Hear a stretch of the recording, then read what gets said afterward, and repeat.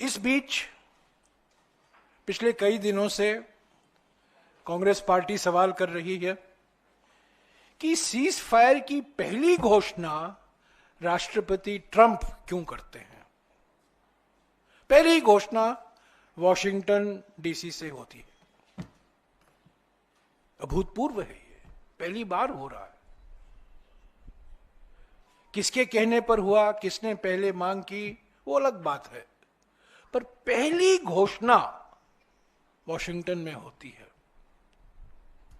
प्रधानमंत्री उस पर कुछ बोलते नहीं हैं।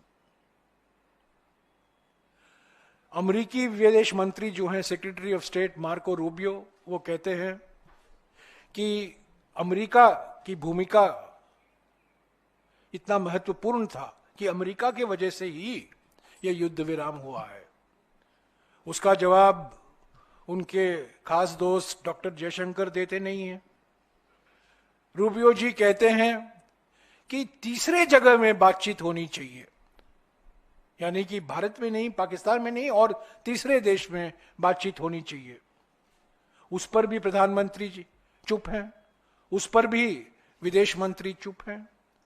हमने ये सवाल उठाया है कि प्रधानमंत्री और विदेश मंत्री क्यों नहीं देश को विश्वास में लेते, पार्लियामेंट को विश्वास में लेते, राजनीतिक दलों को विश्वास में नहीं लेते कि अमेरिका की भूमिका क्या है।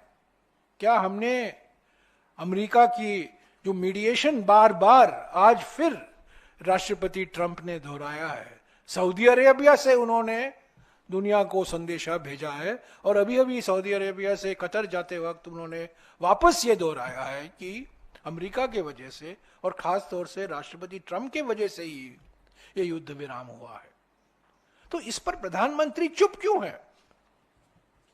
मार्को रूबियो की वक्तव्यों और बयानों पर हमारे विदेश मंत्री जो दुनिया भर की बातें बोलते हैं, प्रवचन देते रहते हैं प्रधानमंत्री के माफिक, इस पर क्यों चुप है? तो ये हमने ये सवाल उठाए हैं।